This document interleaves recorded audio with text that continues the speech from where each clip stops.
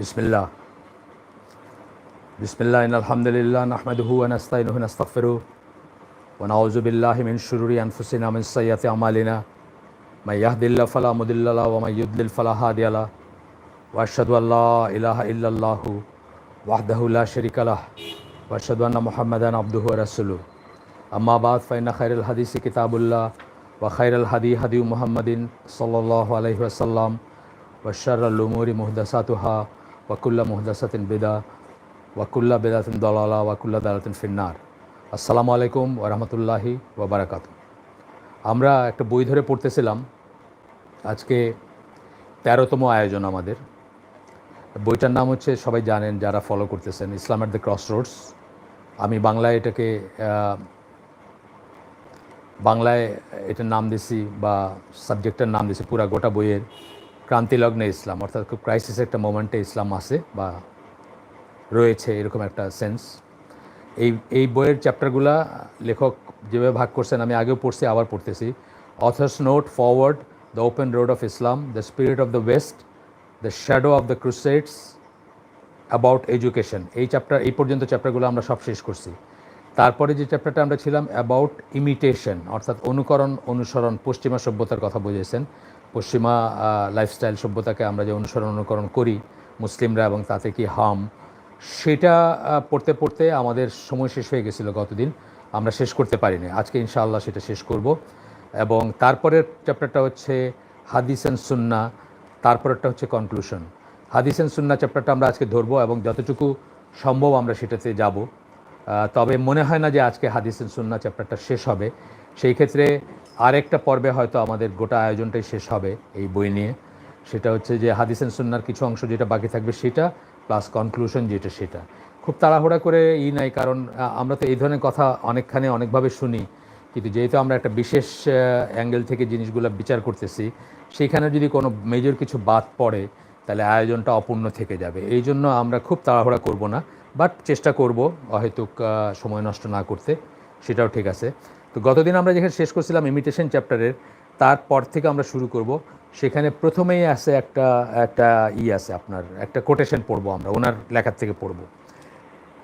It is practically impossible to imitate a foreign civilisation without appreciating its spirit.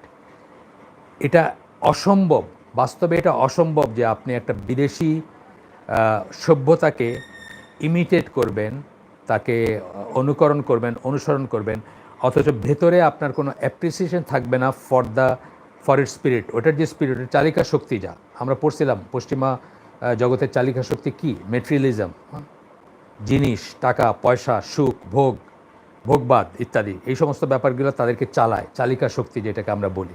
Comfort, জীবনের আরাম আয়েশ, সুখ, মানে সুখ অ্যাজ প্লেজার যেটাকে আমরা বলি, প্লেজার অথবা কি বলবো, হেডোনিস্টিক প্লেজার যদি বলি আমরা, মানে ভোগসুখ যেটাকে বলি আমরা। তো বলতেছেন যে আমি কাউকে ইমিটেট করব, কিন্তু তার যা তাকে চালায় সেটাকে অ্যাপ্রিসিয়েট করবো না, এটা অসম্ভব ব্যাপার। আমরা নিজেরাই খেয়াল করলে দেখব যে আমরা ধরেন কথা একটা উদাহরণ, একটা ছেলে, সে ওয়াসিম আকরামের মতো বল করতে চায়, অথবা আরেকজন কারো মতো, যারা এখনকার দিনের যারা বাবর আজম নাকি আছে পাকিস্তানের, তার মতো ব্যাট করতে চায়। এখন এই যে অনুকরণ করতেছে, এই অনুকরণ করাটা অসম্ভব যতক্ষণ সেই ক্রিকেট প্লেয়ারের চালিকা শক্তি কি, সে ভালো ব্যাট করবে, সে নামি হবে, সে দামি হবে, সে বেশি পয়সা কামাই করবে, সে মনে করে যে প্রফেশনাল খেলাটা হালাল, অ্যান্ড সো অন। মানে তার একজন খেলোয়াড়, ওই পর্যায়ে খেলোয়াড় হতে গিয়ে যা তাকে চালায়, সেই জিনিসকে যে ইমিটেট করতেছে সেও অ্যাপ্রিসিয়েট করবে, সেও সেটার আরাধনা করবে, তার কাছেও সেটা মানে তার অভিষ্ট লক্ষ্য হবে, বা তার সেটা সে সেরকম হইতে চাবে। এই কথাটা বললেন উনি। And it is equally impossible to appreciate the spirit of a civilisation. এবং উল্টাটা বলতেছেন যে এইটাও ইম্পসিবল যে আপনি একটা অসম্ভব যে আপনি একটা সিভিলাইজেশনের যে কোনো একটা সভ্যতার যে স্পিরিট, যে চালিকা শক্তি, সেটাকে আপনি অ্যাপ্রিসিয়েট করবেন, appreciate the spirit of a civilisation which is oppose to a religious outlook on life. যে সভ্যতার চালিকা শক্তি হচ্ছে রিলিজিয়াস আউটলুক, মানে কোনো ধর্মীয় ইসের বিরুদ্ধে তারা থাকে, অপোজ টু, বিরোধিতা করে, তারা সেটাকে পিকচারে আনতে চায় না, তারা সেটাকে একান্ত পার্সোনাল মনে করে, জীবনের সাথে এটা কোনো সম্পর্ক নাই বলে মনে করে, বাস্তবতার সাথে কোনো সম্পর্ক নাই বলে মনে করে, সেটাকে আপনি অ্যাপ্রিসিয়েট করবেন। প্রথমে বললেন যে তাকে অনুকরণ করবেন কিন্তু তার স্পিরিটকে অ্যাপ্রিসিয়েট করবেন না, এটা অসম্ভব। তারপরে বলতেছেন তার স্পিরিটকে অ্যাপ্রিসিয়েট করবেন, তথাপি আপনি and yet remain a good মুসলিম, তথাপি আপনি একজন ভালো মুসলিম থাকবেন, এটা অসম্ভব ব্যাপার। আপনারাও চিন্তা করে দেখেন কথাটা, একটু চিন্তা করলে আপনারা বুঝবেন। তো এখানে আমি হঠাৎ একটা মনে হলো উদাহরণ, আমার নিজের উদাহরণ, যে নাট্য জগতের বাংলাদেশের একজন ব্যক্তি, তার ওয়াইফ, দুজনেই নাট্য জগতে খুব ফেমাস, বললে এক নামে একদম জাতীয় চরিত্র। তারা ইংল্যান্ডে তাদের মেয়ের কাছে গেছিলেন এবং একটা ছবি দেখছি আমি, মেয়ের যে ড্রেস আপ ছিল, বাবার তাকানো নাজায়েজ হবে মেয়ের দিকে, অন্যের কথা বাদই দিলাম আমি। মেয়ের হাতে একটা মদের গ্লাস, মায়ের হাতে ছিল কিনা আমার মনে নেই, বাবার হাতে সম্ভবত একটা মদের গ্লাস, তারা জড়াজড়ি করে আসেন।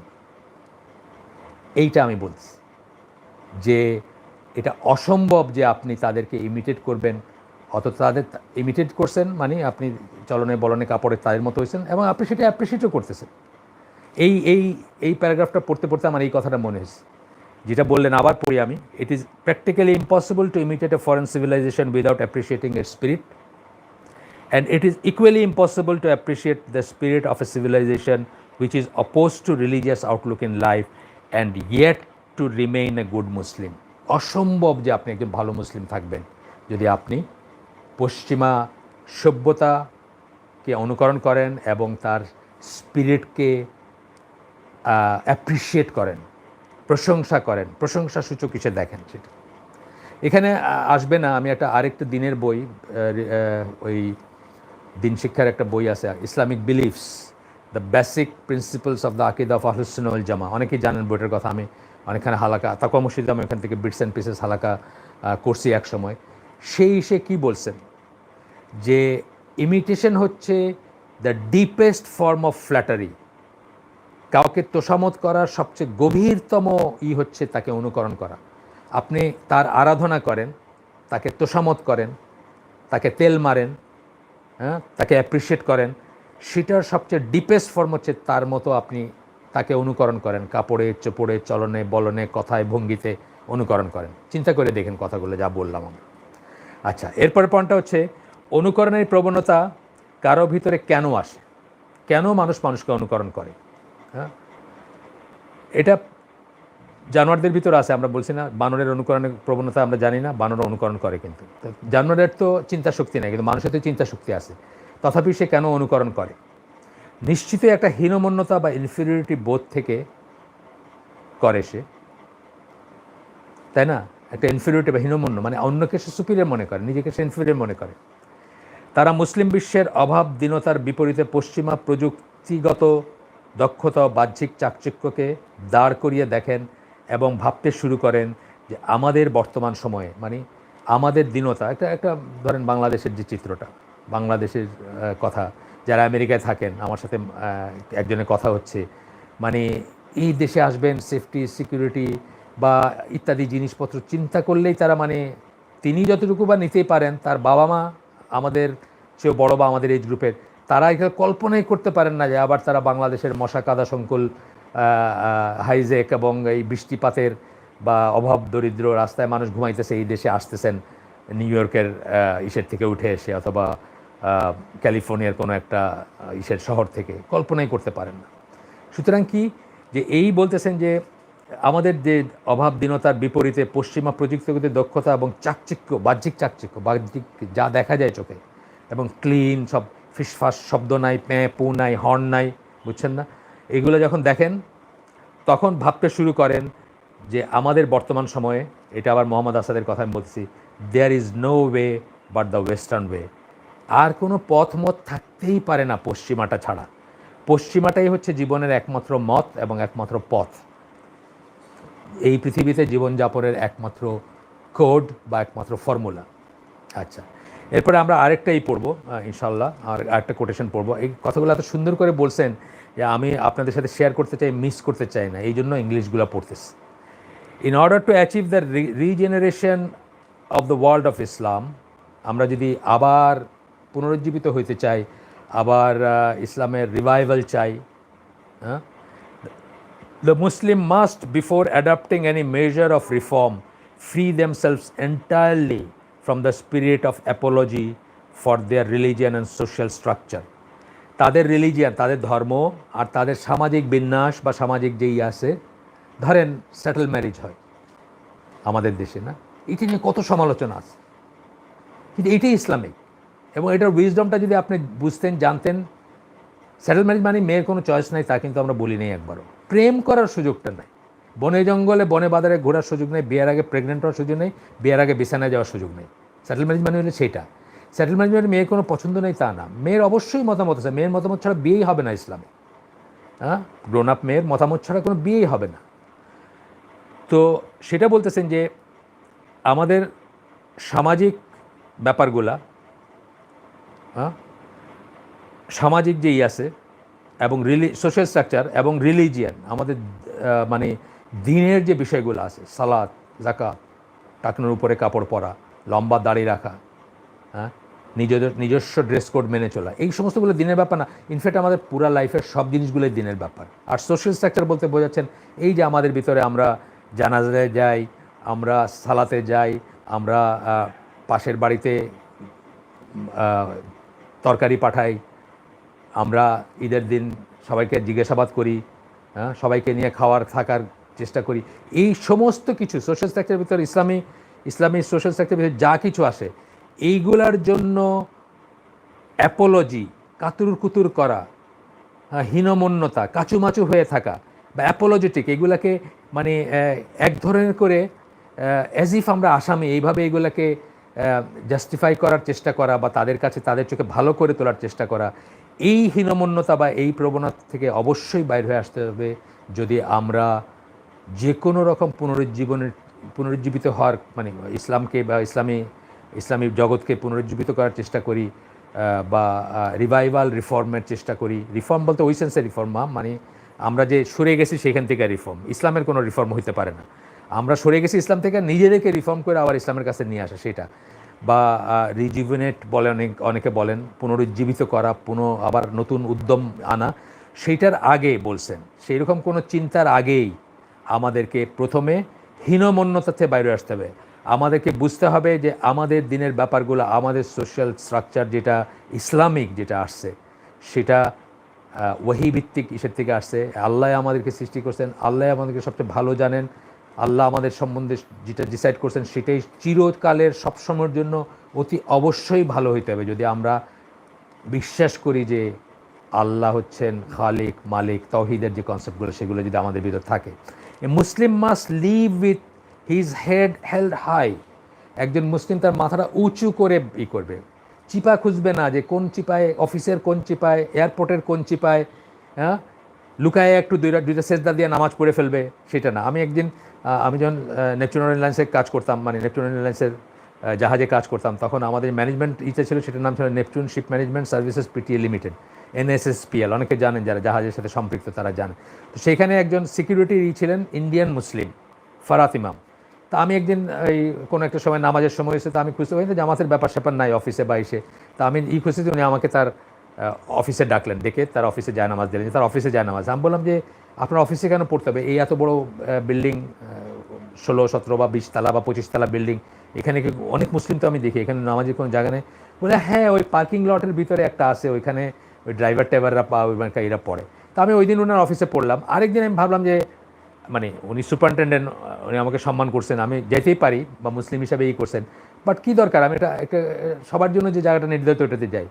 সুবহান আল্লাহ, মানে গিয়া দেখলাম যে একটা অত্যন্ত মানে পতিত একটা জায়গায় একটা মানে কি বলে ইসের মতো কি মানে পিচ বোর্ড বা কার্ডবোর্ডের মতো মানে একটা বোর্ড টাইপের রাখা আছে, ওর উপরে যার যার মতো করে আইসা এসে নামাজ পড়ে চলে যাচ্ছে, লুকায় একটা কোনা দিয়ে নামাজ পড়ে ফেলল।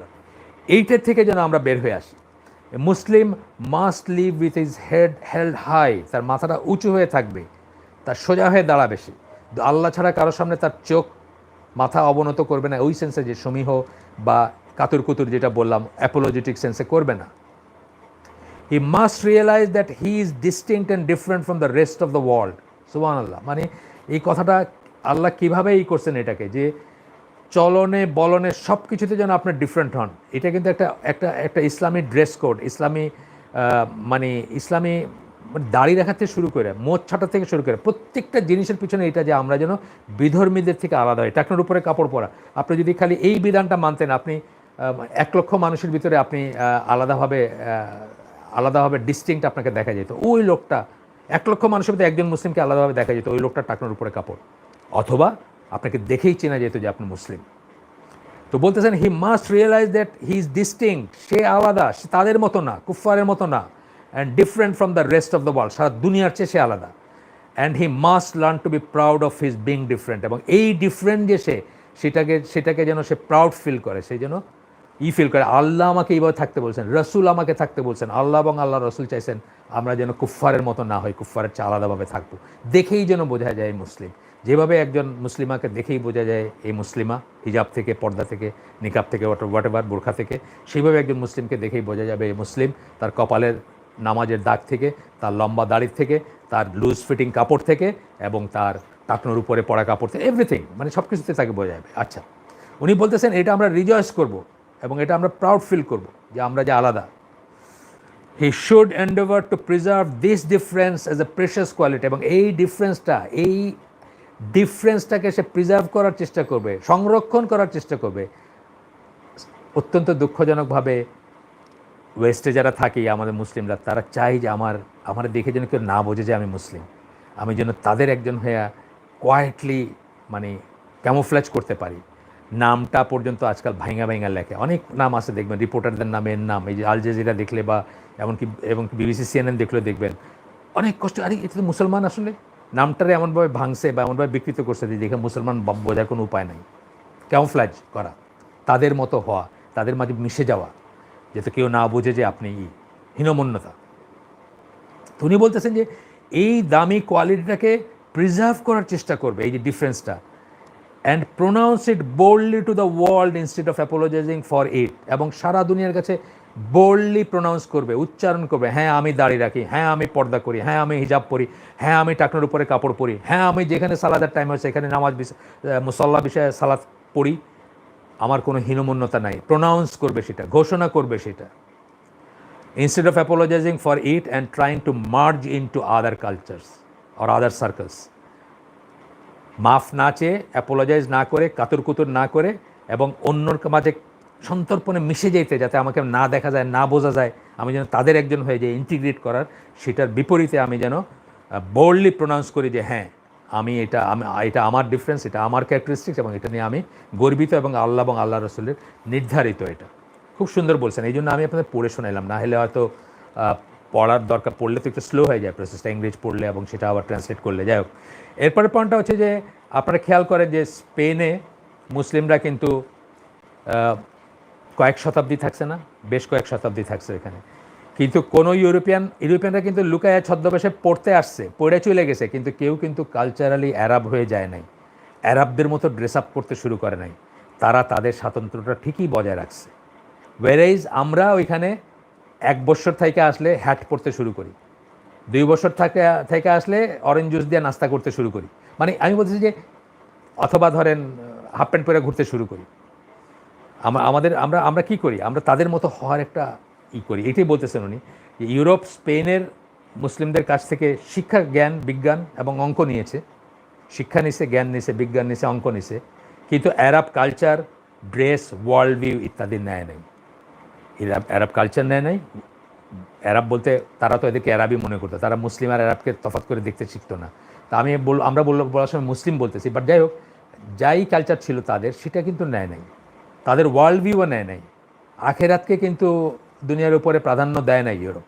শেষ পর্যন্ত তারা তাদের ওই রোমানিসেই গেছে বা ওইটাতেই ফিরে গেছে, যে দুনিয়া বা মেটেরিয়ালিজম ওইটাতেই ফিরে গেছে, বা আমাদের কালচার বা আমাদের যেইগুলো সেগুলো তারা নেয় নাই। তারা আমার কাছ থেকে ওই যেটা মোহাম্মদ আসাদ নিজেই বলছেন যে এইটা আমরা নিতে পারি, কি বলছেন, এম্পিরিক্যাল সায়েন্স যেটা, পিওর সায়েন্স যেটা, হ্যাঁ, অ্যাপ্লাইড ফর্মে নিতে পারি বা পিওর ফর্মে নিতে পারি এম্পিরিক্যাল সায়েন্সগুলো, সেইটুকুই নিছে। তাদের কালচার তারা নেয় নাই। মানে স্পেনে যখন মুসলিমরা শাসন করছে, ইউরোপিয়ানরা তাদের কাছ থেকে আরব হয়ে যায় নাই বা মুসলিম কালচার নেয় নাই বা মুসলিম ওয়ার্ল্ড ভিউ নেয় নাই, শুধুমাত্র অঙ্ক বিজ্ঞান এইগুলোই শিখছে বা শিক্ষা এইগুলো নিছে।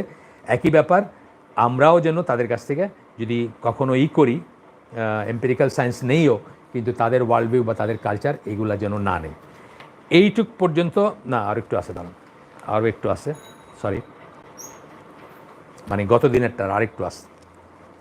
এখনও কিন্তু আমরা গত দিনেরটা পড়তেছি, ইমিটেশনটা পড়তেছি আমরা, এখনও হাদিস এবং সুন্না এবং হাদিসে যাই নাই। ইমিটেশনটা এইটাই শেষ আরও একটা কোটেশন আমরা পড়ব বা আরেকটা লেখা পড়ব, লেখা পড়ে আমরা ইনশাল্লাহ এক্সপ্লেন করে দেব।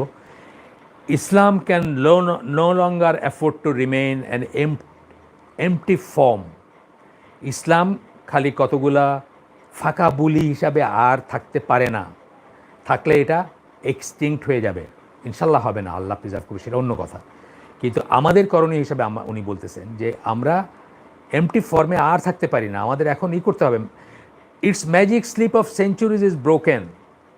শত শত বৎসর ধরে যে ম্যাজিক স্লিপ ঘুমায় আছে, ঝিমাইতেছে, এটা ভাঙছে। কিছু মানুষ চিন্তা করতে শুরু করছেন, it has to rise or die. এখন ঘুম ভাঙছে, এখন তাকে হয়তো দাঁড়াইতে হবে, আর নাহলে মরে যেতে হবে। সে যদি শুয়ে থাকে তাহলে আস্তে আস্তে মরে যাবে, আর নাহলে তাকে দাঁড়ায় এখন কিছু একটা করতে হবে। The problem facing the Muslims today is the problem of the traveler who has come to a crossroads. এইখান থেকে বইয়ের নামটা আসছে। মুসলমানরা যে প্রবলেমটা ফেস করতেছে, মুসলিম বিশ্ব, সেটা হচ্ছে একজন ট্রাভেলার যে প্রবলেমটা ফেস করে যখন সে একটা 4 রাস্তার মোড়ে আসে, ক্রস রোডসে আসে। 2টা রাস্তা ক্রস করলে কী হয়, 4টা হয়, 4টা শাখা হয়, তাই না? ওরকম একটা জায়গায় আসছে। ইন্টারসেকশন যখন হয় 2টা রাস্তা, 4টা হয় না, 4টা রাস্তার একটা হয়, সেখানে আসছে সে। আচ্ছা, তো আপনার he can remain standing where he is. সে দাঁড়ায় থাকতে পারে এখানে, যেখানে আসছে সেখানে, but that would mean death by starvation. একজন পথিক মুসাফির, সে যদি 4 রাস্তার মোড়ে গিয়ে কোথায় যাবে কোথায় যাবে না, কোন দিকে যাবে, এটা ডিসাইডই করতে না পারে, আর দিনের পর দিন দাঁড়ায় থাকে, তাহলে কি মারা যাবে? ওখানে না খেতে পায় মারা যাবে, স্টারভেশন অথবা যাই হোক। তো বলতেছেন যে দাঁড়ায় যদি থাকে, খালি এদিক ওদিক তাকায় আর খালি চিন্তা করে, আর কোনো ডিসিশন নিতে না পারে, কোনো কাজ না করে, তাহলে মরে যাবে সে। আচ্ছা, he can choose the road bearing the sign. সে চুজ করতে পারে, রাস্তায় থাকে না, এটা যশোর, ওটা এইদিকে দেখবেন অনেক জায়গায় আছে, যে জায়গায় চয়েসের ব্যাপার আছে সেই জায়গায় গিয়ে দেখবেন আছে। এই যাত্রাবাড়ি, এই ফ্লাইওভারে গিয়ে দেখবেন এটা ড্যামরা গেছে, এটা গেছে আপনার কী বলে কাঁচপুর। তো আপনার চুজ করতে হবে কোন দিকে যাবে। তো এখানে 4 রাস্তার কথা বলতেছেন যে চুজ করতে হবে। এখানে সাইনবোর্ড আছে, he can choose the road bearing sign. একটা রাস্তা যেটার উপর সাইনবোর্ড আছে কি, টুয়ার্ডস ওয়েস্টার্ন সিভিলাইজেশন, পশ্চিমা সভ্যতার দিকে যেতে পারেন আপনি। But then he would have to say goodbye to his past forever. কিন্তু তাইলে কি তার অতীত, অর্থাৎ সে যে মুসলিম ছিল, সে যে ইসলামের একজন ছিল, ইসলামের ধারক বাহক ছিল, সেটাকে গুড বাই বলতে হবে, সেটার থেকে বিদায় নিতে হবে, সেটাকে খোদা হাফিজ, মানে আমাদের দেশে খোদা হাফিজ বলে, আল্লাহ হাফিজ বা যাই বলি আমরা আর কি, ফি আমানিল্লাহ, অনেক কিছুই বলি আমরা, সেটা বলতে হবে। খোদার কথাটা আমরা অ্যাভয়েড করব, যদিও আমাদের দেশে সবখানেই খোদা হাফিজ লেখা থাকে, বাট খোদাটা আমরা যখন প্র্যাকটিসিং মুসলিম হইলাম, আমার টার্মিনোলজিটাকেও ইনশাল্লাহ ইসলামী করার চেষ্টা করব। 1 সেকেন্ড আমি পানি খেয়ে নিই।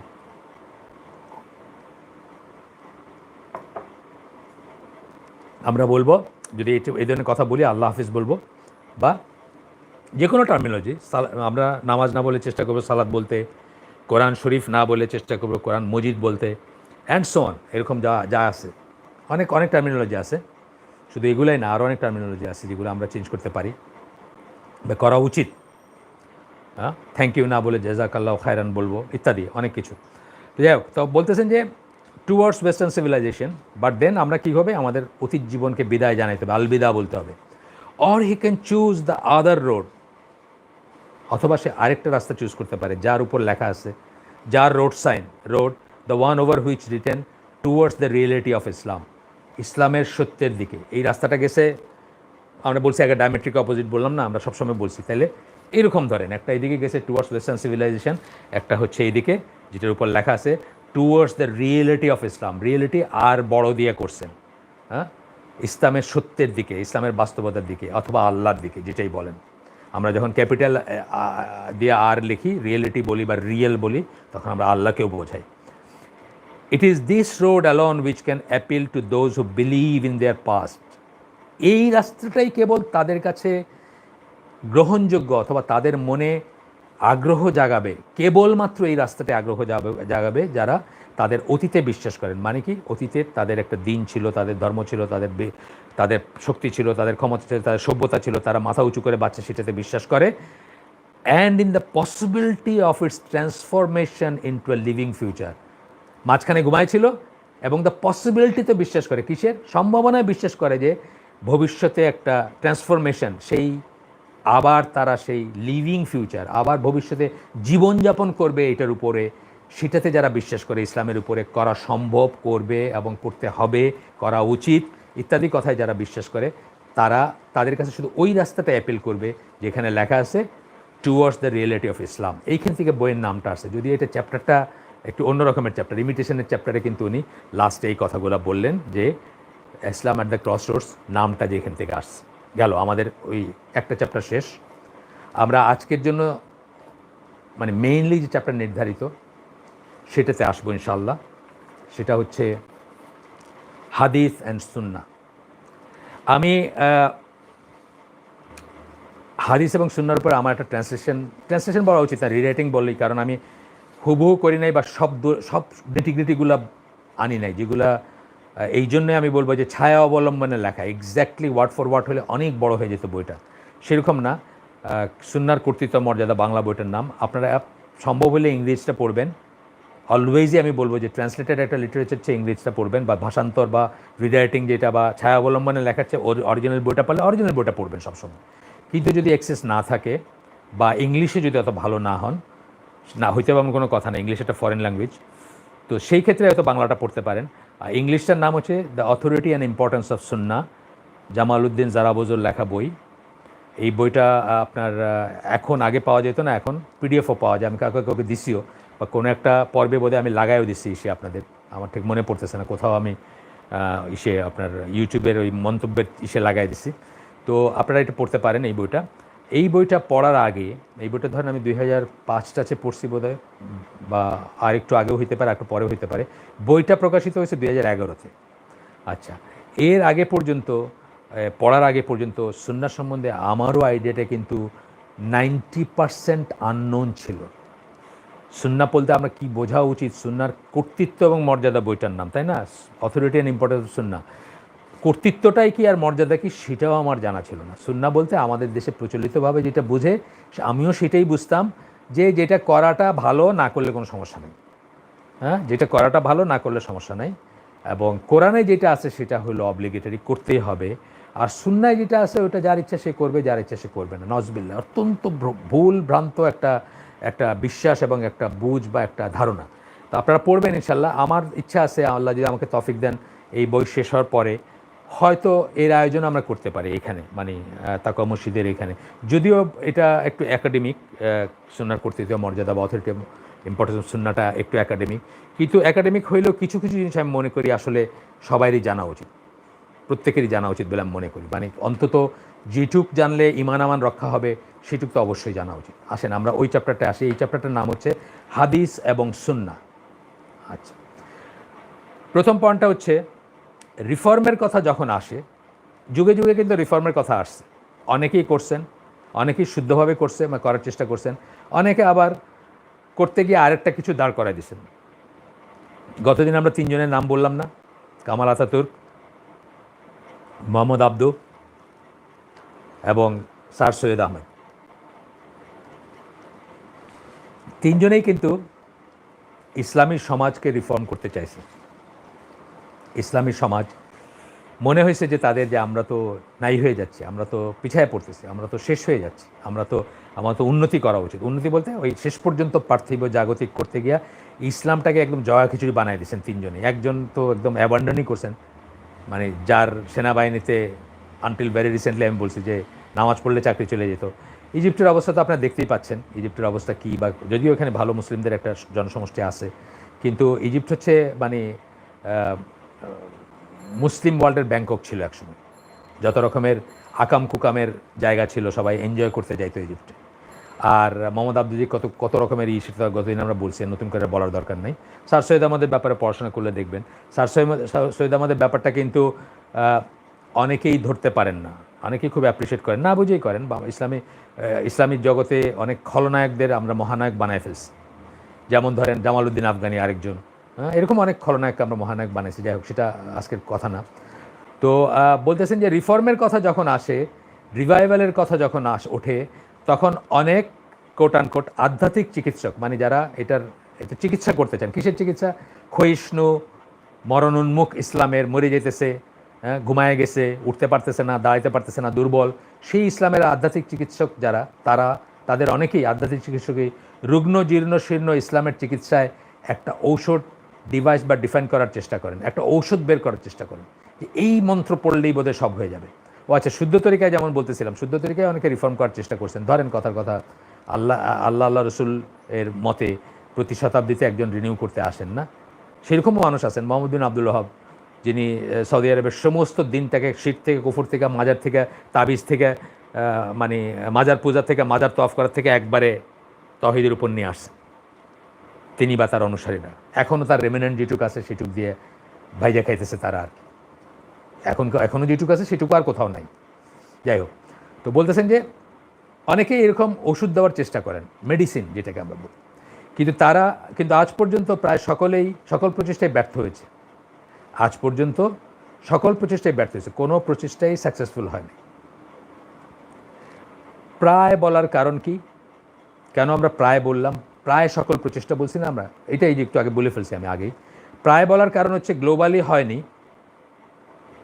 মোহাম্মদ আসাদ রোড টু মেক্কায় বলছেন, আব্দুল আজিজ ইবিন সৌদের কথা বলছেন যে উনি এসে অনেক জিনিসকে সেট অ্যারাইট বলে না, মানে ঠিক করে দিয়েছেন। যেমন ধরেন, আপনারা হয়তো অনেকেই জানেন যে কাবাতে 4টা মাযহাবের 4টা আলাদা জামাত হইতো, 4টা ওয়ালকে সামনে রেখে, এটাকে একটা জামাতে পরিণত করেছে। বিরাট কাজ কিন্তু এটি। বা এই যে তৌহিদের উপরে ফিরে আসছেন, বা তৌহিদের এইটা প্রতিষ্ঠা করছেন, বা হজকে সেভ করছেন, এগুলো সবই বিরাট কাজ।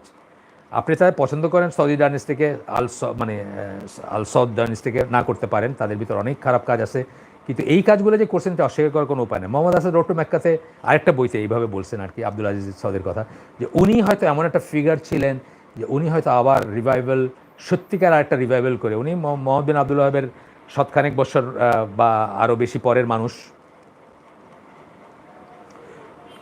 যদিও তারা ওইটাই ফলো করতেন, মানে ওই দাওয়াতি বা ওই পদ্ধতিটা ফলো করতেন, কিন্তু তারপরেও অনেক পরের মানুষ। উনি তো আসলে পলিটিক্যাল পাওয়ার ছিলেন, কিন্তু যাই হোক, ওনার ক্যারিশমেটিক একটা ফিগার ছিল, বা একটা খুব ক্রিটিক্যাল জাংচার অফ টাইমে ওনার জন্ম হয়েছিল, বা উনি বিজয়ী হয়েছিলেন, সৌদি আরবের রাষ্ট্রযন্ত্রে গেছিলেন।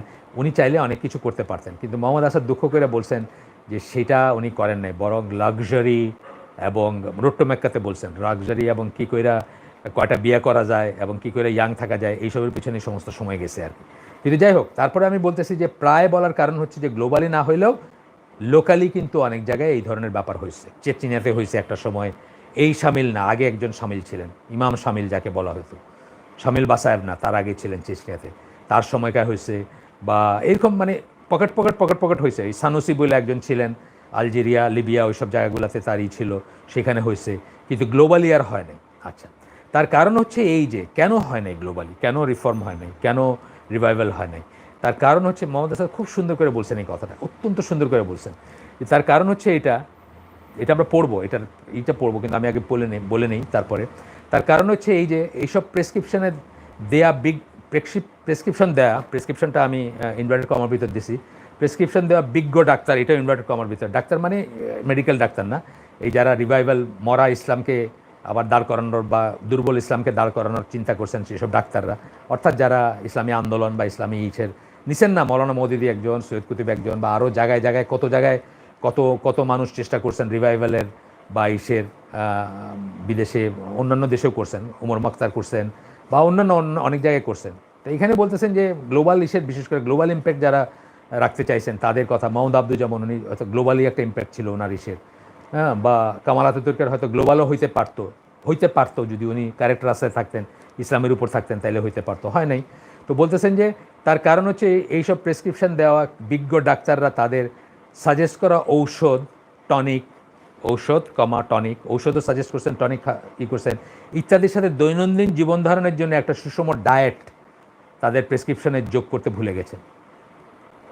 একটা মানুষের কি দরকার? ডেইলি লাইফে একটা সুষম হোল ডায়েটের দরকার।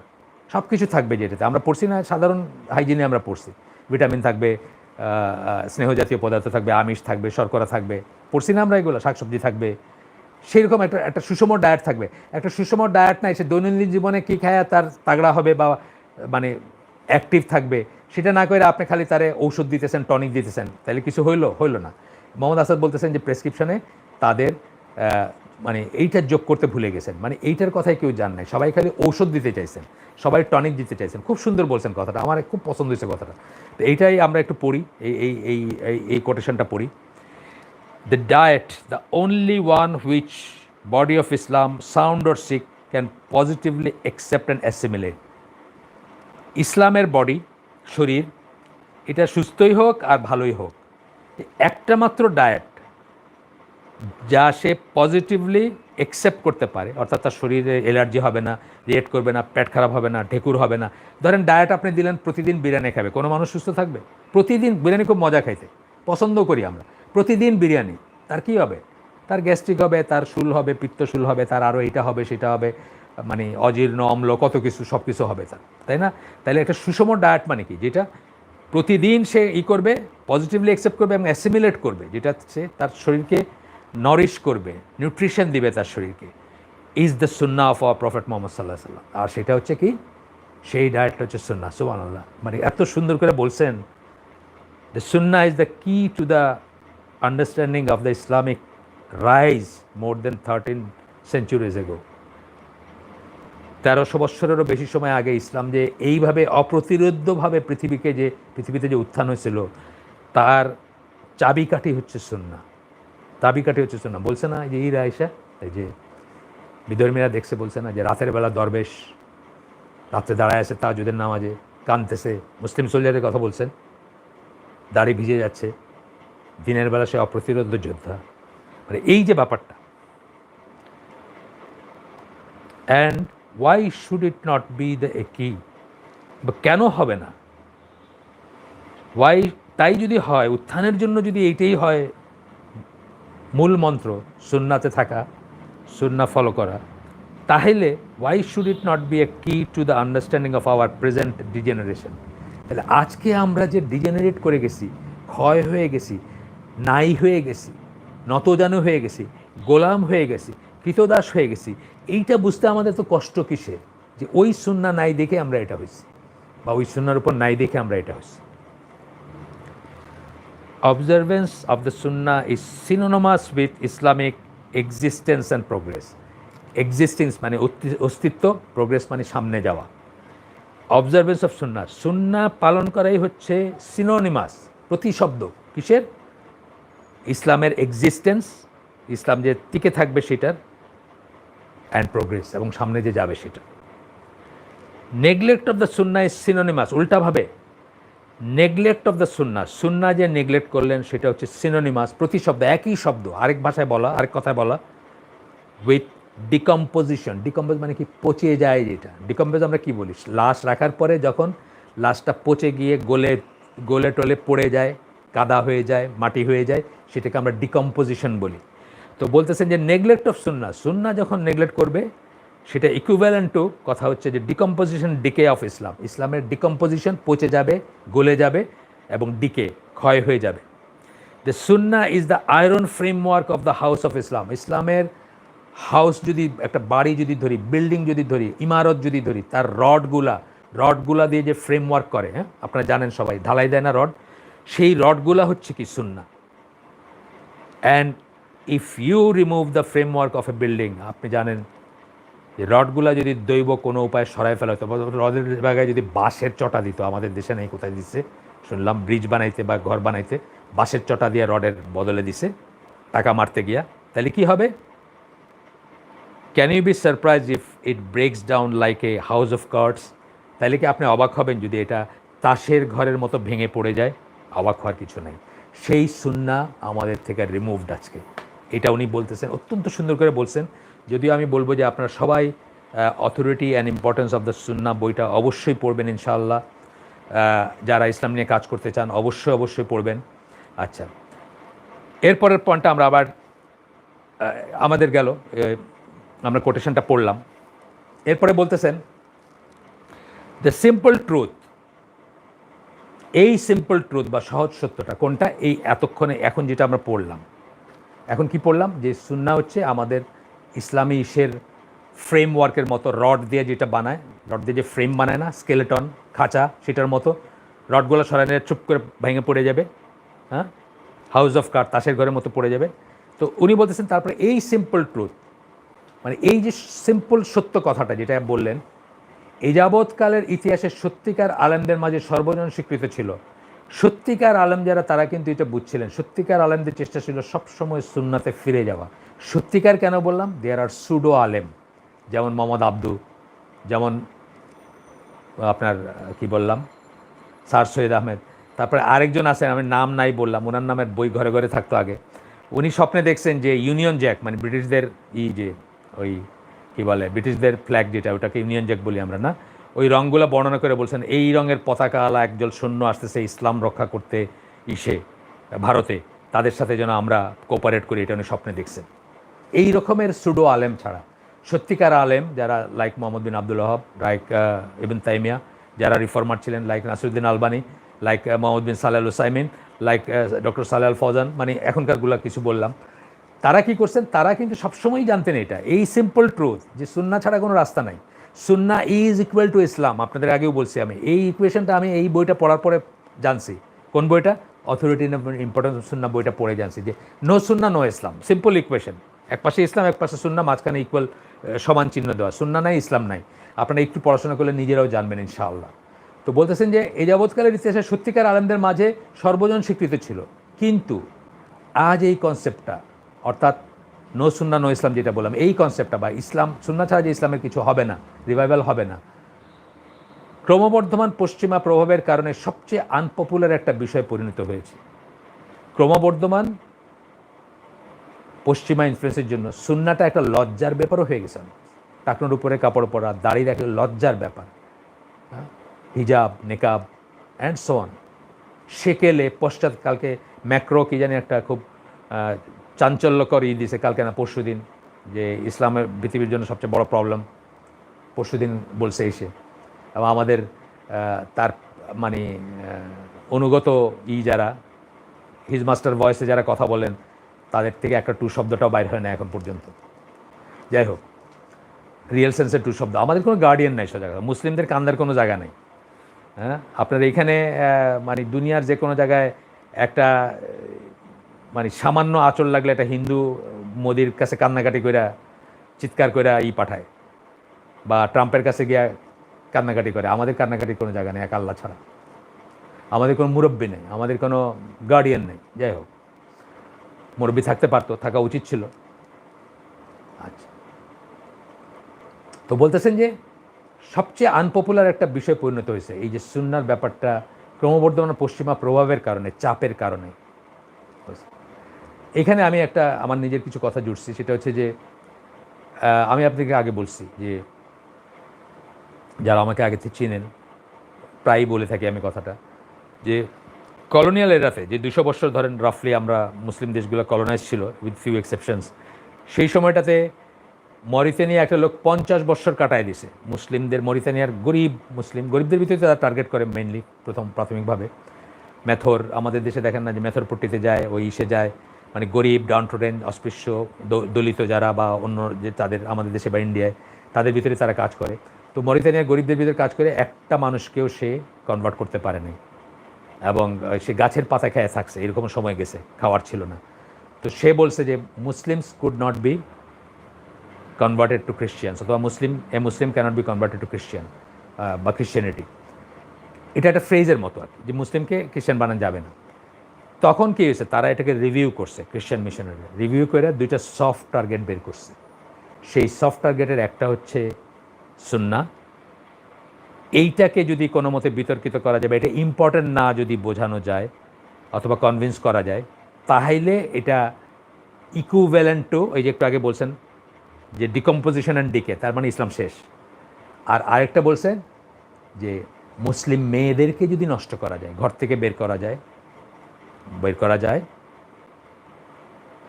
নষ্ট করা যায়, কারাপ্ট করা যায়, লেসবিয়ান বানানো যায়, গে বানানো যায়, এলজিবিটি বানানো যায়, হোয়াট এভার, যাই করা যায়, বা অ্যাভেলেবল করা যায়। মুসলিম মেয়েরা তো অ্যাভেলেবল ছিল না, তাই না? অ্যাভেলেবল যেটা বলে, এটা পশ্চিমা ওয়ার্ল্ডে কি, একটা মেয়ে রাস্তায় হাঁটতেছে, সে অ্যাভেলেবল।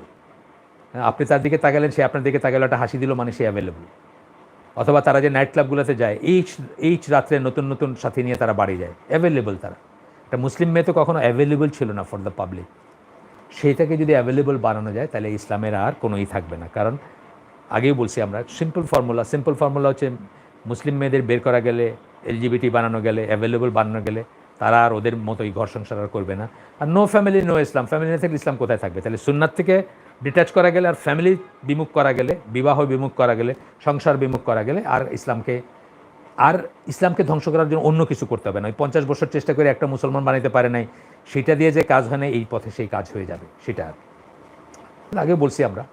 আচ্ছা, তথাপি এটাই হচ্ছে একমাত্র সত্যি, অর্থাৎ সুন্নাহ বা গোয়িং ব্যাক টু সুন্নাহ, যতই অপ্রিয় হোক না কেন, এইটাই হচ্ছে এই সিম্পল ট্রুথ, এইটাই হচ্ছে একমাত্র সত্যি। যে আবার যদি আমরা যদি টিকে থাকতে চাই, আমরা যদি রিভাইভ করতে চাই, আমাদেরকে অবশ্যই সুন্নায় ফেরত যাইতে হবে। এইটাই হচ্ছে একমাত্র সত্যি, যা আমাদের আজকের বিশৃঙ্খলা, লজ্জাস্কর, ক্ষয়িষ্ণু অবস্থা থেকে রক্ষা করতে পারে। আজকের বিশৃঙ্খলা তো বুঝেন, দুইজন বসলে তিন মত, এটা বিশৃঙ্খলা। সবাই যদি বলতাম যে রসুল যেটা বলছেন ওইটাই ফাইনাল, শেষ হয়ে গেছিল না? যে কোনো ডিসপিউট কত সোজা না? রসুল যেটা বলছেন, আল্লাহ যেটা বলছেন ওইটাই ফাইনাল, আমার কোনো মত নাই, কত সহজ হয়ে যেত না? কিন্তু দুইজন বসলে আমাদের তিন মত হয়, কেন? এই কারণে হয়। আচ্ছা, এখানে একটা অন্য বইয়ের একটা সুন্দর পড়ছিলাম, এটা সুফিয়ান আস-সাওরি বা আরও ইবনুল মুবারক বা এরকমের আরও আপনার আরও ইমাম আউজাই বা অনেক কয়েকটা নাম ছিল, যাই আমার ঠিক অত মনে পড়ছে, দুইটা নাম একদম কনফার্ম আমি, যে আউজাই এবং সুফিয়ান আস-সাওরি, বা অন্য নামগুলো আমি কনফার্ম না। তারা বলতেন আর কি, তাদের ভিতরে একটা প্রচলিত শ্লোক টাইপের ছিল বা প্রচলিত ফ্রেজ টাইপের ছিল, যে there is no word without action. খালি মুখে মুখে দুনিয়া সব কিছু মাইরা ফেলা, দুনিয়া জয় করে কোনো লাভ নাই, ইমানের দাবি করে লাভ নাই যদি অ্যাকশন না থাকে। There is no word without action, action ছাড়া ওয়ার্ডের কোনো মিনিং নেই। No word and action without intention, ওয়ার্ডও আছে, অ্যাকশনও আছে, কিন্তু নিয়তটা ঠিক না, তাহলে এটাও মিনিংলেস। নিয়তটা হলো একটা খারাপ নিয়ত। সুন্দর কথা বললেন, অ্যাকশনও করে দেখাই দিলেন, সুন্দর কথা, চলো সালাতে যাই, নামাজে যাই, নামাজেও গেলেন, অ্যাকশনও দেখাইলেন, কিন্তু নিয়তটা হলো যে মানুষের জন্য আপনার ভোট দেয়, আল্লাহর ইবাদত করে না। তাইলে no word action without proper intention না। তারপরে বলতেছেন no word action and intention without unless it is performed according to সুন্নাহ।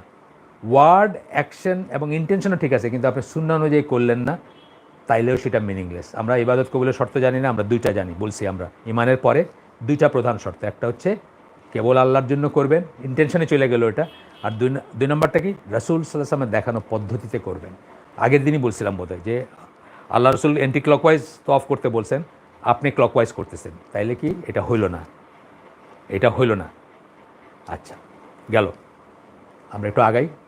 এরপরে পয়েন্টটা হচ্ছে, সুন্নাহ বলতে এখানে আমরা সবচেয়ে সাধারণ অর্থটাই বোঝাচ্ছি। আমরা যেন সুন্নাহ বলতেছি, এতক্ষণ যে বললাম, আমরা সাধারণ অর্থটাই বোঝাচ্ছি। রাসূল সাল্লাল্লাহু আলাইহি ওয়াসাল্লামের দৃষ্টিভঙ্গি, অ্যাটিটিউড যেটাকে আমরা বলি, দৃষ্টিভঙ্গি,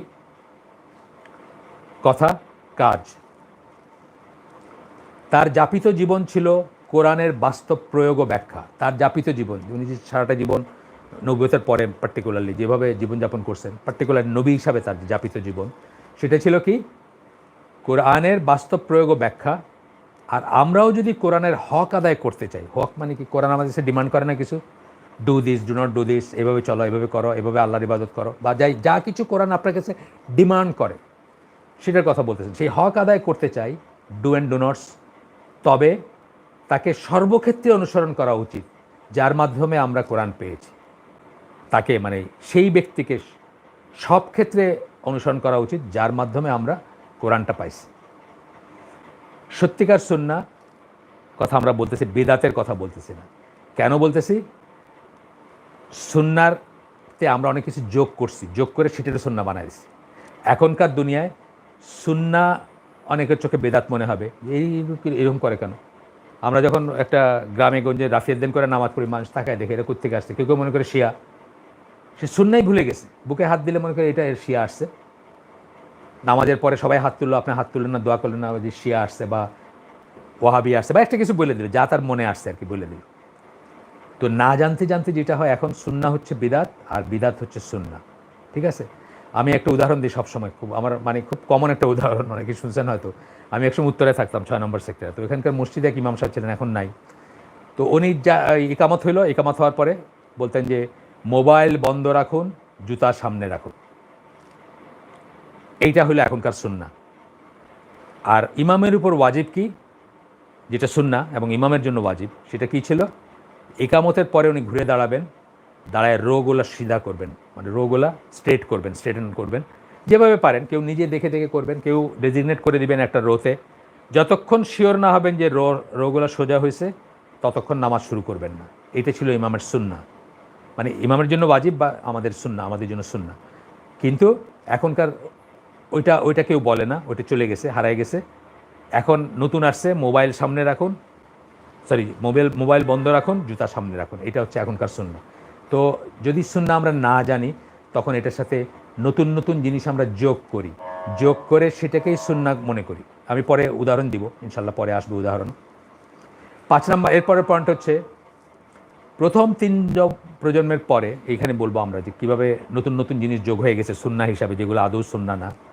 প্রথম 3 প্রজন্মের পরে একটা সময় কিছু কিছু আলেমগণ এমন অনেক ব্যাপারকে সুন্নাহর অন্তর্ভুক্ত করে ফেলেছেন যেগুলো আসলে সুন্নাহ নয়, অথচ সাধারণ মানুষ খুব ভক্তি সহকারে সেগুলো গ্রহণ এবং পালন করে থাকে। যেমন ধরেন মিলাদ একটা উদাহরণ, আপনার তাসবিহ একটা উদাহরণ, মুসাফা একটা উদাহরণ, 2 হাতে এইভাবে নিয়ে চুকচুকচুক করা। এইটাকেই মানুষ সুন্নাহ মনে করে, এটাকেই মানুষ ভক্তি সহকারে দেখে, এটাকেই মানুষ সমীহ করে, সুন্নাহ মনে করে, অথচ আসল সুন্নাহগুলো জানে না। হ্যাঁ, আসলে তসবিহ কী করবো আমরা? হাতে গুনবো, হাতের আঙ্গুলে গুনবো, এই আঙ্গুলের ভাঁজগুলো সাক্ষী দিবে। মুসাফা করবো আমরা, করতলের সাথে করতল মিশাবো। অ্যান্ড মিলাদ বলে কিছু নাই, এইগুলো সুন্নাহ হয়ে গেছে। আর সুন্নাহ ছিল যেমন ধরেন, মানে তসবিহ মুসাফা বললাম, এই মুসাফা ছিল এইভাবে করা, তসবিহ ছিল আঙ্গুলে গোনা, সেগুলো হারায় গেছে। সেগুলোই হয়তো কেউ বেদাত বলবে এখন, এইভাবে হাত মিলাইলে বলবে ইংলিশ স্টাইলে হাত মিলাইতেছে, এইটাই হচ্ছে সুন্নাহ। আমরা যখন বলছি তখন আসলে আমরা যখন সুন্নাহ বলতেছি, মানে সবচেয়ে এই কথাটা বলতেছি, যখন আমরা সুন্নাহ বলছি তখন আমরা কি বোঝাচ্ছি? তখন আমরা way of life of the prophet, মানে রাসূল সাল্লাল্লাহু আলাইহি ওয়াসাল্লামের জীবনযাপনের পদ্ধতি বোঝাচ্ছি, জীবনযাপনের ধরন বোঝাচ্ছি, কীভাবে জীবনযাপন করতেন, সব কিছু। ঘুম থেকে উঠতেন, কীভাবে খাইতেন, কীভাবে ঘুমাইতেন, কীভাবে মসজিদে যাইতেন, কীভাবে ওযু করতেন, কীভাবে ওয়াইফদের সাথে বিহেভ করতেন, কীভাবে ওয়াইফদেরকে সময় দিতেন, এভরিথিং, প্রত্যেকটা জিনিস বোঝাচ্ছি। কীভাবে ফরজ গোসল করতেন, কীভাবে এভরিথিং বোঝাচ্ছেন। যার ভিতর 3 ধরনের ব্যাপার থাকবে, এই মোহাম্মদ আসাদ বলতেছেন এটা 3 ধরনের ব্যাপার। প্রথমটা হচ্ছে ব্যক্তিগত ও সামাজিক পর্যায়ে সময়টা দেখে নিই, সময় তো শেষ হয়ে আসতেছে, আমরা তাড়াহুড়া করবো না ইনশাল্লাহ। আমরা তো বললামই যে আমরা যতটুকু পারি আজকে পড়ব। ব্যক্তিগত সামাজিক পর্যায়ে উদ্ভূত বিভিন্ন সমস্যা ও পরিস্থিতির মোকাবেলায় নবী সাল্লাল্লাহু আলাইহি সাল্লাম যেসব নৈতিক ও বিচারিক অবস্থান গ্রহণ করেছিলেন, নবী সাল্লাল্লাহু আলাইহি সাল্লাম যেসব যখন কোনো সমস্যা আসছে তখন নৈতিক ও বিচারিক অবস্থান গ্রহণ করেছিলেন। যেমন বলছেন যে আমার মেয়ে ফাতেমাও যদি চুরি করতো তারও হাত কাটা হইতো। নৈতিক একটা অবস্থান, বিচারিক একটা অবস্থান বলে দিলেন যে সম্ভ্রান্ত বংশের কে, সেই জন্য কিছু আসে যায় না, জেনারেল কথা এটা, আমার মেয়ে ফাতেমা যে কেউ হোক তার বেলায় এটা হইতো। আচ্ছা, যেগুলো কালজয়ী বা সময়ের জন্য, সব সময়ের জন্য প্রযোজ্য, এই কথাটা সুবিচারের কথা, কালজয়ী, সব সময়ের জন্য প্রযোজ্য, কিন্তু ক্ষণস্থায়ী ক্ষণস্থায়ী না। কিছু জিনিস আছে যেগুলো ক্ষণস্থায়ী, যেগুলো পার্টিকুলার একজন মানুষের জন্য, পার্টিকুলার একটা সময়ের জন্য, অথবা পার্টিকুলার একটা ব্যাপারের জন্য বলছেন, সেগুলো না, ক্ষণস্থায়ীগুলো না, যেগুলো কালজয়ী সেগুলোকে আমরা বোঝাচ্ছি। সুন্নাহ যখন আমরা বলতেছি, কিসের? জীবনে উদ্ভূত বিভিন্ন সমস্যা বা পরিস্থিতিতে মোকাবেলা করতে গিয়ে উনি নৈতিক বা বিচারিক যে অবস্থানগুলো নিছেন, মোরাল বা জুডিশিয়ারি বা জাস্টিসের যে অবস্থানগুলো নিছেন সেগুলো। যেমন ধরেন, আমি ওইখানে ফাতিমার উদাহরণ আসাতে ওইটা বলছি, কিন্তু আরেকটা উদাহরণ আমি এখানে লিখছি, সেটা পড়ি। ওয়ারিসদের একজনকে ফেভার করা, করে কিছু উপহার দেওয়া। ধরেন আপনার 4টা ছেলে আছে, একজনের কোনো কারণে একজনের প্রতি আপনার খুব স্নেহ বা মায়া, তাকে, আপনি বেঁচে আছেন, তারা সবাই বেঁচে আছে, একজনকে বিশেষ কিছু একটা দামি কিছু একটা দিয়ে দিলেন অন্যদেরকে না দিয়ে। এটা যেমন, এটা সকল, আল্লাহ রসুল কী বলছেন, আমি জুলুমের সাক্ষী হব না, যিনি আসছিলেন তার কাছে এটাই করতে, আমি জুলুমের সাক্ষী হতে পারবো না, তার মানে এটা করা যাবে না, সকল সময়ের জন্য প্রযোজ্য। আজকেও যদি এক লোকের 4 ছেলে থাকে আর একটা ছেলেকে উনি আলাদা করে 1 লাখ টাকা দিয়ে দিলেন অন্যদের না দিয়ে, এটা সকল সময়ের জন্য প্রযোজ্য, এটা ঠিক না। এই অবস্থানটা আল্লাহ রসুল নিয়েছিলেন।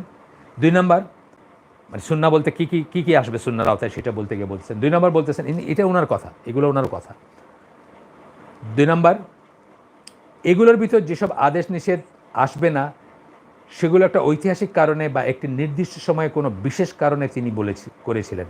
আমরা খেয়াল করব যে ওই সমস্ত জিনিস আসবে না যেটা কোনো ঐতিহাসিক কারণে বা একটা নির্দিষ্ট কোনো একজন ব্যক্তিকে বা কোনো একটা জিনিসের জন্য বলছিলেন, জেনারেল ছিল না ব্যাপারটা। যেমন একটা উদাহরণ আমার হঠাৎ মনে হলো বুখারীর হাদিস, এটা যে জুবায়ের রাদিয়াল্লাহু আনহুর এগেনস্টে একজন একজন আনসারি এসেই করছেন আপনার কি বলে, আনসারি মানে মদিনায় যারা স্থায়ী, মদিনার যারা অরিজিনাল বাসিন্দা, একজন এসে করতেছেন যে জুবায়ের একটা পানির ধারাকে তার ক্ষেতের ভিতর দিয়ে প্রবাহিত করছেন ইরিগেশনের জন্য।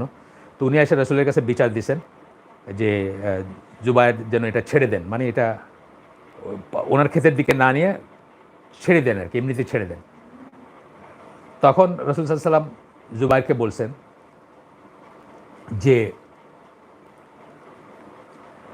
জুবায়ের, তুমি তোমার ইরিগেশনের পরে, মানে তোমার ক্ষেতে পানির পরে তোমার নেইবারের ক্ষেতে এটা প্রবাহিত করে দাও, মানে তোমার ক্ষেত থেকে তোমার নেইবারের ক্ষেতে যাইতে দাও, তোমার ক্ষেতেও গেল, তারপর তোমার ক্ষেত হয়ে তোমার নেইবারের ক্ষেতে যাবে আর কি, এইভাবে। তখন সেই লোকটা বলছে, যে লোকটা নাম নাই তার, সেই লোকটা বলছে যে বুঝছি, আপনার আত্মীয় বলে আপনি এরকম বিচার করলেন, মানে আপনার কাজিন সে আর কি, জুবায়ের কথা। আমি টেক্সটটা এখানে পড়তেছি না, বুখারীর হাদিস, এটা আপনার খুঁজলেই পেয়ে যাবেন, যে বুঝছি আপনার আত্মীয় দেখে আপনি এরকম বিচার করলেন, মানে আপনার কাজিন দেখে আপনি এরকম বিচার করলেন। তখন রাসূল সাল্লাল্লাহু আলাইহি ওয়াসাল্লাম রেগে গেছেন, তার রেগে গেলে তার চেহারাটা লাল হয়ে যেত।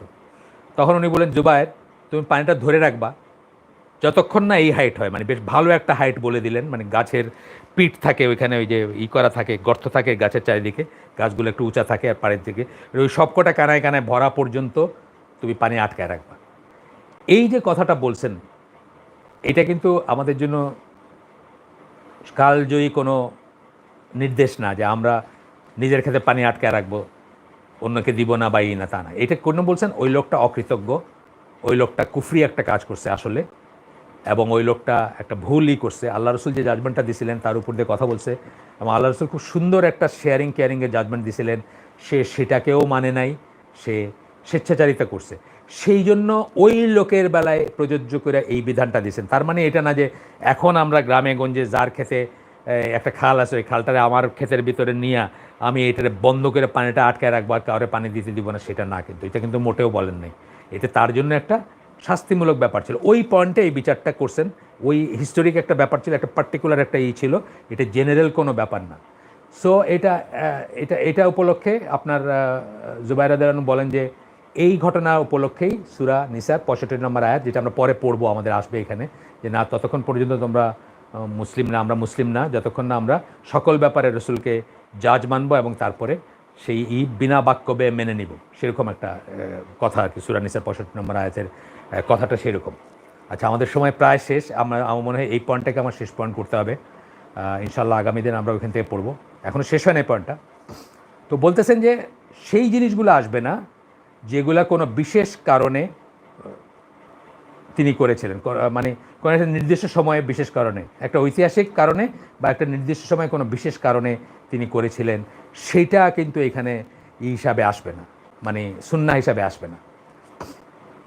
পানির ঘটনাটা আমি বললাম, শেষ করলাম। বরং সামাজিক জীবন ও ব্যক্তিগত আচার আচরণের যে বিষয়গুলো সকল অবস্থা এবং সকল সময়ে বিদ্যমান, সেগুলোর ব্যাপারে তার আদেশ নিষেধগুলো সুন্নাহর আওতায় আসবে।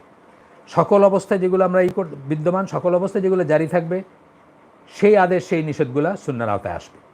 3 নম্বর বলতেছেন, সুন্নাতে সেসব ব্যাপারগুলো থাকবে যেখানে নবী সাল্লাল্লাহু আলাইহি সাল্লাম বলেছেন এটা ভালো আর এটা খারাপ, এই বিষয়গুলো আসবে।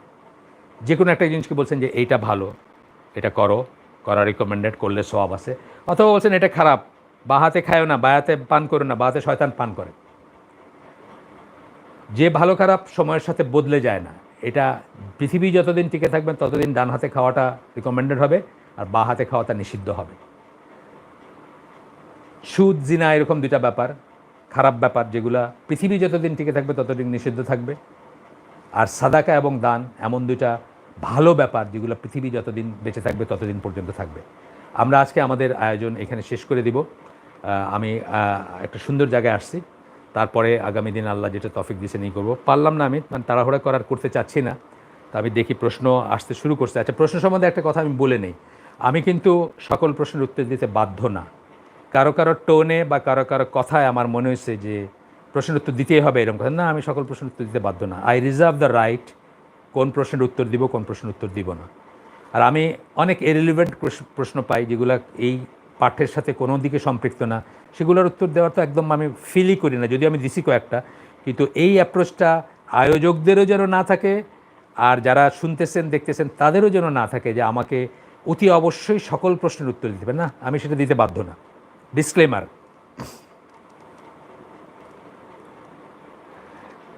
এই যে প্রশ্নটা করছেন, নামাজে খুশু খুজু বাড়ানোর উপায় কী, এটা কি আজকের প্রসঙ্গের সাথে রিলেভেন্ট? আপনি বলেন। এটা জানার, পড়ার, বোঝার কত জায়গা আছে। মোহাম্মদ ওনার নাম কি, সালেহ আল মুনাজ্জিদ, যিনি ইসলাম কিভাবে চালান, তার একটা বই আছে এটার উপর, 33টা ওয়ে বোধহয় খুশু খুজুরই বলছেন, সেটা পড়তে পারেন। এটা পুরাটা আলোচনা করা বিয়ন্ড দ্য স্কোপ। আমি একটা দুইটা বলতে পারি, বলতে পারি যে ধরেন আপনি প্রিপারেশনটাই শুরু করবেন আল্লাহর জন্য, ঘড়িটা খুলে রাখলেন, কলমটা খুলে রাখলেন, হাতটা গুটাইলেন, সব কিছু ধীরে সুস্থে করবেন, আল্লাহর জন্য করবেন এবং প্রতিটা পদের নিয়তটা ঠিক রাখবেন। অজু করবেন ভালো করে, পবিত্র হবেন ভালো করে, তাড়াহুড়া করবেন না। তাড়াহুড়া করলেই দেখবেন আপনার ছুটে যাবে। এনাফ টাইম নেবেন। একদিন হইতে পারে তাড়াহুড়া, আপনি রাস্তায় চলতেছিলেন, এমন সময় নামাজের সময় হয়েছে, এটা হইতেই পারে একদিন। কিন্তু আপনার জীবনের লাইফস্টাইল যেন এটা না হয় যে আপনি অলওয়েজ দৌড়ায় গিয়া ওই একামত হয়ে গেছে অথবা রুকুতে যাবে তার আগে গিয়ে পৌঁছাতেছেন রোজ, তাইলে খুশু কেমনে আসবে না। নামাজে দাঁড়ালে অনেক আজে বাজে কথা মনের ভেতরে চলে আসে, এটা আসাটাই স্বাভাবিক, আর আমরা দুনিয়াটাকে বাইরে রেখে যেতে পারি না, তো সেটার জন্য ব্যবস্থা আছে বা আছে। তো একটা আমি বলে দিচ্ছি, কারণ আমি বলছি যে আমার পক্ষে এটা প্রথমত আজকের প্রসঙ্গের সাথে, আজকের ইসের সাথে রিলেভেন্ট না, বাইরের প্রশ্ন এটা। দ্বিতীয়ত হচ্ছে যে এটার অনেক আলোচনা আছে, এটা নিয়ে আপনার 5টা হালাকা করা যাবে চাইলে।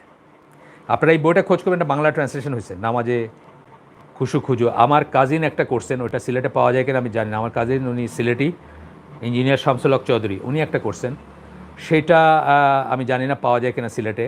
তাকুয়া মসজিদে জোগাড় করতে পারে ইনশাল্লাহ। তো সেখানে অনেক ডিটেলস আছে। তো একটা আমি বলতেছি, নামাজে দাঁড়ায় যেখানে দৃষ্টি রাখার কথা সেখানে রাখবেন। আরেকটা বললাম, কোথায় দৃষ্টি রাখার কথা? শুধুমাত্র তাশাহুদ ছাড়া বা বৈঠক ছাড়া সর্ব অবস্থায় দৃষ্টি রাখা উচিত হচ্ছে যেখানে সেজদা দিবেন সেইখানে। এটা একটা উপায় কনসেন্ট্রেশন বাড়ানোর। আপনি অমুকের দিকে তাকাইলেন, অমুকের গেঞ্জিতে লেখা আছে আই লাভ ইউ বা একটা কিছু লেখা, কি বেয়াদব গেঞ্জি পরে আসছে এইসব লেখা ছবিও আছে একটা হয়তো পারলে। এই আপনার মনটা গেল গিয়ে ওইখান থেকে, হঠাৎ শুনলেন আসসালামু আলাইকুম রহমতুল্লাহ, মানে 4 রাকাত চলে গেছে, আপনার জানেনও না কোন দিকে। এটা করবেন না, যেখানে চোখ রাখার কথা সেখানে রাখবেন। মানে উপায় বলে দিচ্ছি আর। একটা উপায় আছে যেটাতে কনসেন্ট্রেশন আসে বলে বলেন সবাই, বা আসা উচিত। সেটা হচ্ছে আপনি মনে মনে চিন্তা করবেন, মুসলিম হিসাবে যেটা আপনার অবশ্যই বিশ্বাস, যে এইটাই আপনার জীবনের শেষ নামাজ হইতে পারে। সুতরাং আপনি এইটাই শেষ সুযোগ আল্লাহর কাছে মাফ চাওয়ার, ইস্তেগফার করার, তওবা করার, অথবা জান্নাত চাওয়ার, অথবা আরেকটা কিছু চাওয়ার, হয়তোবা এটাই শেষ সুযোগ। এইভাবে যখন চিন্তা করবেন তখন আপনার অনেক বেশি কনসেন্ট্রেশন আসার কথা দেন ইউজুয়ালি আমাদের যেটা থাকে তার চেয়ে।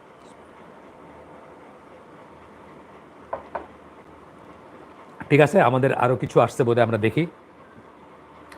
আমি আগেই বলছি আয়োজকদের এবং প্রশ্নকারীদের আমি কোনো প্রশ্ন উত্তর দিতে বাধ্য না।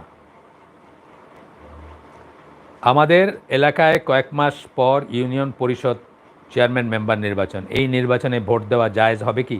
এটা কি রিলেভেন্ট আজকের? এটা রিলেভেন্ট কোশ্চেন না। এই সমস্ত কোশ্চেন আপনারা দিন শিখার মজলিসে নিয়ে আসা উচিত না। এগুলা নেবেন আপনারা ফিকি প্রশ্নের কতগুলা হালাকা হয়, এখানে হয় তাকওয়া মসজিদে একটা ওই যে পিএইচডি স্কলার ওই যে আবদুল্লাহ আল কাফি উনি করেন, ওই সব জায়গায় নিয়ে যাবেন। ঠিক আছে, এখানে রিলেভেন্ট অনেক প্রশ্ন ছিল, আমি তো এখানে 100টা প্রশ্ন করতে পারি আজকের এই বিষয় নিয়ে, আপনারা কিন্তু সেগুলো করেন নাই। আচ্ছা, এই নির্বাচনে ভোট দেওয়া জায়েজ হবে কি? হ্যাঁ, স্কলাররা বলেন, এটার উপর একটা পেপার আছে, একটা লেকচার আছে সেলিম মর্গানের, পলিটিক্যাল প্রসেসে অংশগ্রহণ করা নিয়ে। উনি ডক্টর সেলিম মর্গান, উনি আমেরিকান সিটিজেন। উনি বলছেন যে লোকাল কাউন্সিল নেচারের ইলেকশনগুলো যেখানে লোকাল সুখ দুঃখ বা সুবিধা অসুবিধা জড়িত, ধরেন এই চেয়ারম্যান বলতেছেন যে অমুক খালটা বন্ধ করে দিয়ে এইখানে আর কোনো পানি আসে না, সিলেটে আমাদের ওইখানে আমাদের জোনে একটা যে একটা খাল বন্ধ করে দিয়ে আর কোনো খোলা পানি আসে না, সুতরাং মাছ টাছ আর পাওয়া যায় না। মাছের সোর্স কি? বন্যার সময় কিছু পানি আসে, লো ল্যান্ডগুলোতে আসে, আবার সময় চলে যায়, মাছ নিয়ে আসে বহন করে, সেগুলো থেকে যায় বা ইত্যাদি ইত্যাদি, একটা ট্রানজ্যাকশন হয়। সো এই চেয়ারম্যান বলতেছে যে আমি যদি চেয়ারম্যান হই ওইখান থেকে পানি আসার ব্যবস্থা করব। এটা একটা লোকাল ইস্যু না? সে তো আর করে না, সে তো আর আপনার শাসনতন্ত্র প্রণয়ন করে না। তো সেলিম মর্গান বলতেছেন সেই সব ইস্যুর কথা চিন্তা করে লোকাল ইলেকশনগুলোতে ভোট দেওয়া যেতে পারে, বা দেওয়া কখনো কখনো উচিত হইতে পারে। মুসলিমদের জন্য, এখানে আমেরিকা থাকা মুসলিমদের জন্য উচিত হইতে পারে, এটা বলতে চাই। হীরা কবিরের প্রশ্ন ছিল এটা, আশা করি কিছুটা দিক নির্দেশনা পাইছেন আমার ক্ষুদ্র জ্ঞানে যেটুকু আমি পারতেছি। এটা তো বললাম কয়েক মাস পরের মাঝখানে কি একটা আসছে নাকি? না, এটাই 2বার আসছে এটা।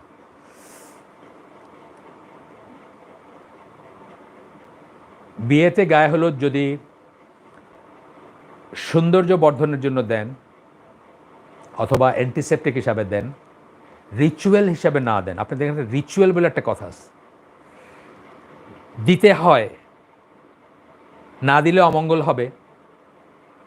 হিন্দু ধর্মের একটাই, হিন্দুরা দেয় বলে আমরা দিতেছি, এই সমস্ত বোধ ছাড়া যদি দেন, এই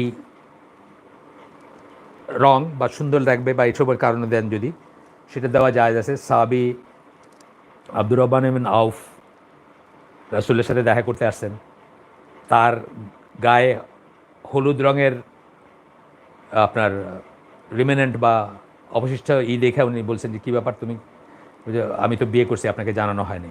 এখানে 2টা শিক্ষা আছে, একটা ওই যে এই ধরনের কারণে হলুদ রং দিতে পারেন বা হলুদ দিতে পারেন, সুন্দর লাগা, অ্যান্টিসেপ্টিক ইত্যাদি।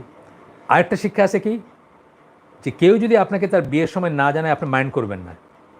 মানে সাহাবীদের কাছে রসুলের চেয়ে বড় তো কোনো মুরব্বী ছিলেন না, কিন্তু তাকে না জানে উনি বিয়ে করে ফেলছেন, অ্যান্ড ইট ওয়াজ ফাইন, কোনো সমস্যা নাই, আল্লাহ রসুল কিচ্ছু বলেন নাই, খুব খুশি হয়েছেন। তো এটা মনে রাখবেন, 2টা শিক্ষা আছে এটার ভিতরে। ঠিক আছে, গেল। আরেকটা দেখি প্রশ্ন,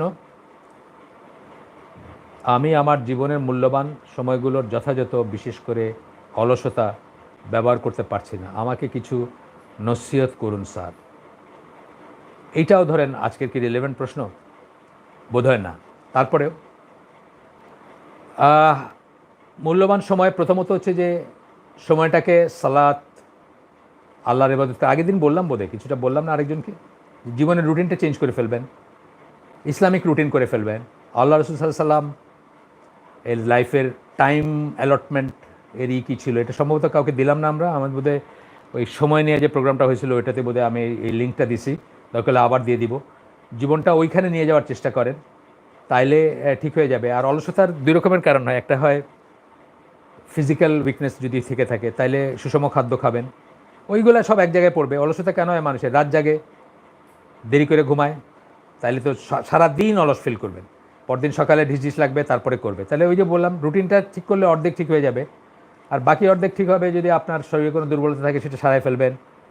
সিনেমা নাটক টিভি দেখার অভ্যাস থাকলে সেটা বাদ দিবেন, ইত্যাদি ইত্যাদি।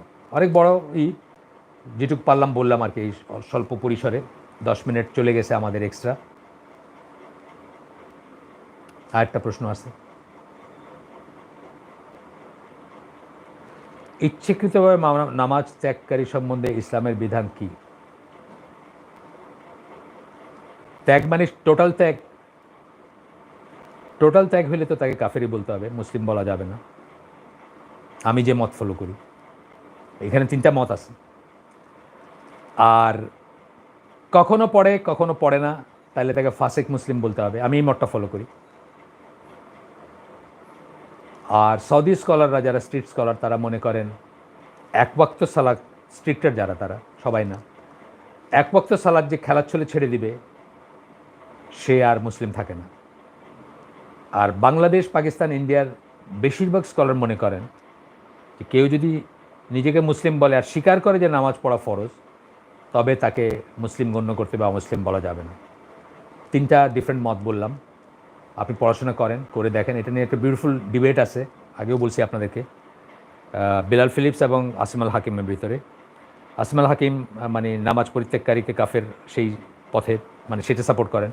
আর বিলাল ফিলিপসও সেটা বলেন, কিন্তু বলেন যে কেউ যদি কখনো কখনো নামাজ পড়ে তবুও তাকে ঢালাওভাবে কাফের বলা যাবে না, তাকে গুনাহগার মুসলিম বলতে হবে। আপনি চাইলে ডিবেটটা দেখে নিতে পারেন, খুবই এনলাইটেনিং, খুবই জ্ঞানবর্ধক, বা জ্ঞান বাড়বে এটা শিখলে, পড়লে, জানলে এই ডিবেটটা দেখতে পারেন। আমি চেষ্টা করব আপনাদের এই আজকের এই ভিডিওটার সাথে যে জায়গাতে আপনারা রিমার্ক করেন ওই ইসের পরে আর কি, পরবর্তীতে পোস্ট করার পরে, সেখানে আমি চেষ্টা করব এইটার লিঙ্ক দিতে, এই ডিবেটটার লিঙ্ক দিতে ইনশাআল্লাহ। আগে বোধহয় দিছি কিনা মনে নাই, দিব ইনশাআল্লাহ।